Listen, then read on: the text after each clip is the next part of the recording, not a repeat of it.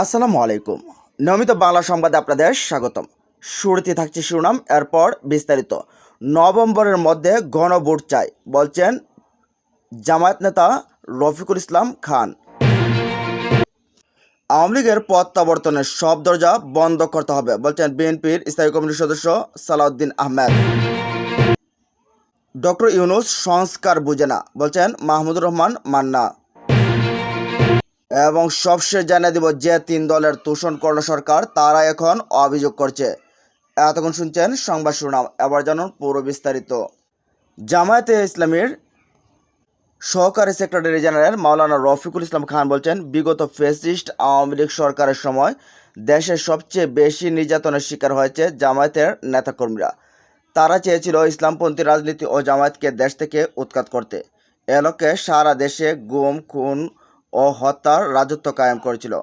শনিবার দিনব্যাপী সিরাজগঞ্জ জেলা শিল্পকলা একাডেমিতে মিলনায়তনে আয়োজিত এক জেলা জামায়াতের ষান্মাসিক রুকন সম্মেলনের প্রধান অতিথির বক্তব্যে তিনি এসব কথা বলেন। জামায়াতের নিরাপদ নেতাদের বিচারিক হত্যাকাণ্ডে স্বীকার করা হয়েছে। এতে বাংলাদেশ শুধু নয়, আন্তর্জাতিক অঙ্গনেও কলঙ্কের ইতিহাস সৃষ্টি হয়েছে। এসব বিচারিক হত্যাকাণ্ডে জড়িত বিচারক, সাক্ষী ও কুশীলবরা সবাই খুনি। তাদের বিশেষ ট্রাইব্যুনালে বিচার করতে হবে। তিনি আরও বলেন, জুলাই বিপ্লবের আইনি ভিত্তি দিতে নভেম্বরের মধ্যেই গণভোট দিতে হবে, লেভেল প্লেইং ফিল্ড নিশ্চিত করতে হবে এবং প্রশাসনকে দলীয়করণ মুক্ত করতে হবে। প্রশাসন রাষ্ট্রের কোনো দলের নয়। গত 53 বছরের রাজনৈতিক ইতিহাসের সমালোচনা করে রফিকুল ইসলাম খান বলেন, যারা এতদিন দেশ শাসন করেছে তাদের এক দলকে জনগণ বিতাড়িত করেছে অন্যায়ের কারণে, আরেক দলের চাঁদাবাজি ও দুর্নীতিতে মানুষ অতিষ্ঠ। তাই আজ জনগণ বলছে সব দল দেখা শেষ, এবার জামায়াতের বাংলাদেশ।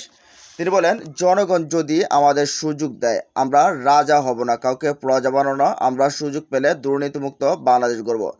ইসলামের নীতি অনুযায়ী অমুসলিম নাগরিকরাও সমান অধিকার ভোগ করবে। আমরা চাঁদাবাজ, দখলদার ও দুর্নীতিবাজ মুক্ত বাংলাদেশ প্রতিষ্ঠা করতে চাই। এদিকে আওয়ামী লীগের প্রত্যার্পণের সব দরজা বন্ধ করতে হবে। বিএনপির স্থায়ী কমিটির সদস্য সালাউদ্দিন আহমেদ বলছেন, বাংলাদেশের গণতন্ত্র, স্বাধীনতা ও সার্বভৌমত্ব রক্ষায় আমাদের সবাইকে এক থাকতে হবে। মতাদর্শে ভিন্নতা থাকলেও দেশের প্রশ্নে ঐক্যবদ্ধ থাকতে হবে।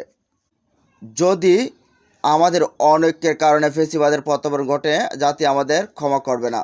শনিবার 25 অক্টোবর দৈনিক নয়াদিগন্তের 21তম প্রতিষ্ঠাবার্ষিকী উপলক্ষে রাজধানী শিল্পকলা একাডেমিতে এক অনুষ্ঠানে এসব কথা বলেন তিনি। সালাউদ্দিন আহমেদ বলেন, আমাদের সন্তানদের রক্তের অঙ্গীকার পূরণ করতে হবে। ফ্যাসিস্ট আওয়ামী লীগের প্রত্যার্পণের সব দরজা বন্ধ করতে হবে। সবাইকে ঐক্যবদ্ধ থাকুন। বিএনপি নেতা বলেন, 2-4 কলাম লেখার জন্য আমাকে প্রায় 9.5 বছর নির্বাসনে থাকতে হয়েছে, আয়নাঘরে থাকতে হয়েছে, নির্যাতনে কারাগারে থাকতে হয়েছে, কিন্তু কখনো সংগ্রামের পথ থেকে পিছিয়ে যায়নি। সালাউদ্দিন আহমেদ আরও বলেন, একসময় আমি ও আমার দেশ সম্পাদক মাহমুদুর রহমান পিজি হাসপাতালে প্রিজন সেলে ছিলাম। করোনারি কেয়ার ইউনিটের একটি সেলে আমাদের রাখা হয়েছিল। আমরা একে অপরকে দেখতে পেতাম, কিন্তু তিনি তখন অনশন করেছিলেন। আমি অনেক বুঝিয়েছিলাম, আপনি মারা গেলে শেখ হাসিনার খুশি হবে, দয়া করে অনশন ভঙ্গ করুন। পরে মুরব্বীরা গিয়ে 6-7 দিন পর তিনি অনশন ভঙ্গ করে। বিএনপি স্থায়ী কমিটির সদস্য বলেন, আমরা ছাত্রদের অভ্যুত্থানের গৌরবময় ইতিহাস শুনলাম, রক্তজোড়া দিনগুলোর স্মৃতি মনে করলাম। এই অতীতের ভিত্তিতে আমাদের আগামীর বাংলাদেশ গড়তে হবে। আমাদের সন্তানদের জন্য একটি প্রকৃত গণতান্ত্রিক সমাজ, রাষ্ট্র ও সরকার ব্যবস্থা গড়ে তোলাই হবে আমাদের দায়িত্ব। এদিকে ডক্টর ইউনূস সরকার সংস্কার বুঝে না। নাগরিক ঐক্যের সভাপতি মাহমুদুর রহমান মান্না বলছেন, ডক্টর ইউনূস বুঝেন না, তাই সব কিছু এখন ব্লক হয়ে গেছে। শনিবার 25 অক্টোবর যুগান্তরে আয়োজিত রাজনীতি স্থিতিশীলতার নির্বাচনী ভাবনায় শীর্ষক গোলটেবিল বৈঠকে মন্তব্য করেন তিনি বিপ্লব করবেন বা বিপ্লবী সরকার গঠন করবেন এমনটি তো আশা করেনি। তার কাছে সংস্কারই আশা করেছিলাম, কিন্তু সেই সংস্কারও তিনি ঠিকমতো বোঝেননি। এখন এটা একটা জায়গায় ব্লক হয়ে গেছে। জুলাই সনদের আইনি ভিত্তি নিয়েও হতাশা জড়েছে মান্নার কণ্ঠে। তিনি বলেন, জুলাই সনদের আইনি ভিত্তির প্রস্তাবনায় তো এখনও দিতে পারেনি।